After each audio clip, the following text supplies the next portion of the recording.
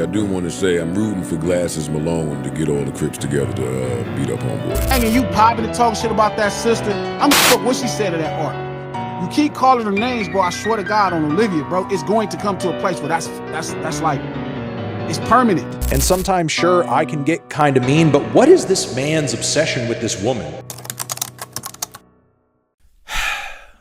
So let's talk about Adin Ross. He is currently trending right now because of his whole Doechii thing. And while this Doechii thing isn't necessarily new, it's definitely taking on a lot of new legs. Everyone, oh, Doechii rant? Oh, dude, don't get me started on that bitch. Hey, don't get me started on that bitch. Don't get me started on that industry plan. I mean, it's gotten pretty ridiculous to the point where people are literally threatening this man and jumping him and wanting to do all these things, and he's combating with, oh, I'm gonna call the cops on you. Also, Joe Budden, you're a let's link up.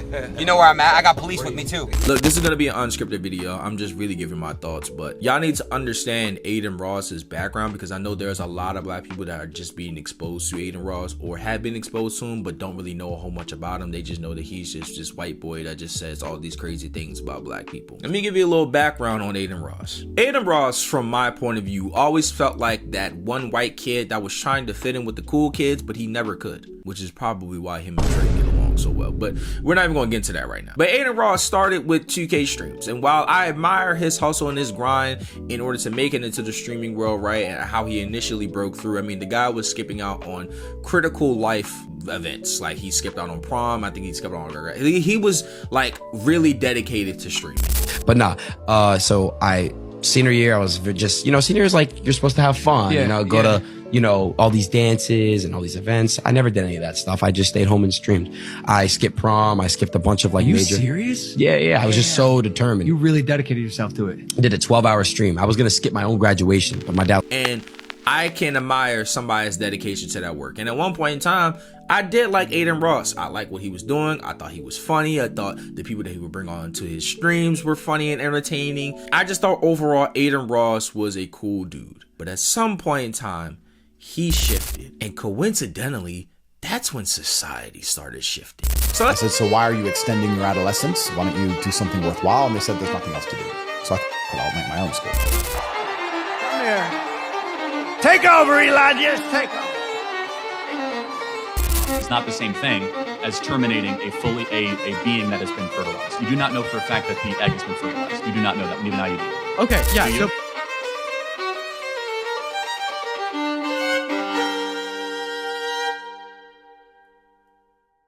So let's talk about that point where it felt like Adin Ross would do any and everything to fit in with the cool kids. The cool kids were AKA black people. And while there has been a myriad of other people that have blown up on 2K like Soluminati, Agent, Los Pollos, Cash Nasty, Flight Reacts, Adin Ross has felt a little bit different. Because 2K evolved into playing other games, which then evolved into having other content creators featured on your stream, which then evolved into having rappers featured on your stream. And Adin Ross was one of the first big streamers that had rappers on his stream. And for a point in time, it was really entertaining. It was some pretty good stuff. There's obviously the famous clips of Tory Lanez and Ski Mask and others freestyle.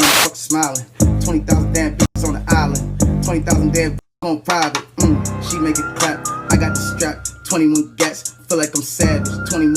And none of them average. And that's why I say I feel like he was contributing to hip hop in some way, shape, form, or fashion, because streaming was still quote unquote a new thing or a newly accepted thing as a real medium in this whole media space, and they were getting great content out of it. And I'm sure those artists benefited heavily from being featured on Adin Ross's stream. So there is some contribution there when it comes to hip hop. Look, I know a lot of y'all don't want to acknowledge that, but that does exist. Whether I feel as though it's good or not for hip hop in the long run is a whole other argument. But during these streams, Adin Ross was a bit weird to say. Adin Ross would do a lot of self-deprecating jokes, which he still does to this day. He would do a lot of gay humor jokes. He would do a lot of racy jokes, towing the line jokes. And there's famous clips of like Polo G not really being receptive to some of these jokes. Yeah, I just got done sucking on a gun. I mean, wait, I'm fucking on a gun. I'm about to put a blunt in my mouth. I'm about to go out and take this.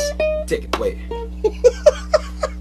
But he always made himself the butt on the joke, and that was on purpose. Because if he knew he could make himself the clown, the jester, the butt of the joke, and pay whatever these artists their amount for just for showing up on stream, he knew he was raking up so much money on the back end. So of course, I'll just make myself look like the clown, lesser than, I'm minuscule to you because you're such a superstar artist and you're such a superstar rapper and I adore you and I admire you. Secretly, he's probably making a lot more money than those artists that he is, I guess, gesturing in front of. Yeah, like I know that meme that's going around right now where it feels like you have to gesture or do like a weird, silly bird matey calling dance or T-Rex mate calling dance in order to get a girl nowadays. That's what Adin Ross was essentially doing in order to fit in with the quote-unquote cool kids of the streaming world and the rapping world. And still at this time, hip-hop was the most dominating genre, the most lucrative genre of music, period. So of course he would align himself with black culture and all these other rappers. You get locked up and the world switches on me because I'm saying these tweets. There's two genders and, you know, all these things, and now everyone's calling me an enemy and all these crazy things. I don't have anyone to talk to, bro. Who's my role model? Who the f who can I look up to, bro? I have no one. Did you just say there's two genders? Yeah. You're a fucking bigot. That is disgusting. Adin Ross is more than just a content creator. Adin Ross is more than just maybe a culture vulture.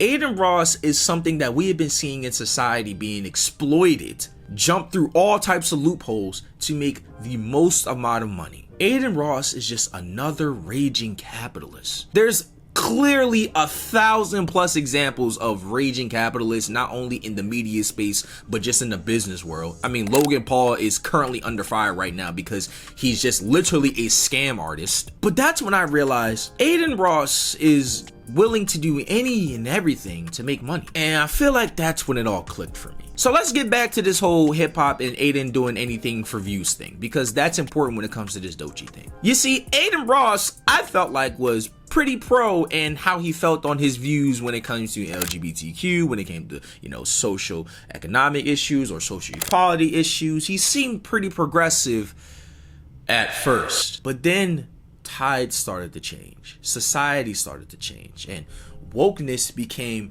one of the buzzwords where if you said that word to anybody, they would try to get you put 6 feet under. And they were wearing certain colors, specifically red and white, and they didn't like you.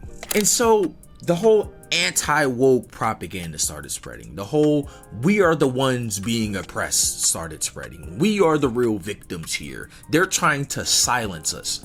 Started to become very popular. Media companies started shifting away from being pro-black and pro-LGBTQ.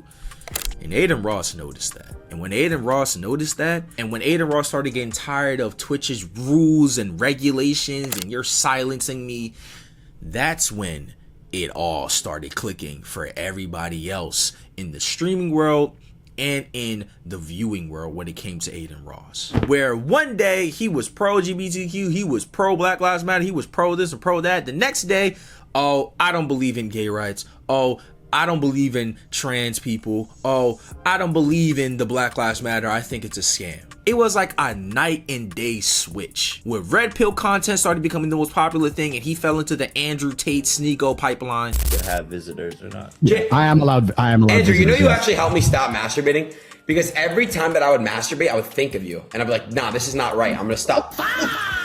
What the? Making blatantly racist jokes was becoming a popular thing and he will fall into that pipeline. And hell, even nowadays, making Jewish jokes and anti-Jew jokes are now like the funniest thing to some people on the internet. And he has fallen into that pipeline. Mind you, he's literally Jewish. So you see where I'm going now. Adin Ross does any and everything for money and views. And you see, the thing about Adin Ross that really pisses me off is that while he won't be the one to necessarily say all the crazy things, what he'll do is that he'll platform it. So him going on Kick, him being on stream with weirdos, known racists, known misogynists, known neo-Nazis, and having a chat full of weirdo, incel, chat room humor level racist type of people, knowing that they're going to say the craziest things imaginable, but he doesn't care because at the end of the day it's going to make him a whole lot of money. This month I said, bro, if you ever need something, I got your back online.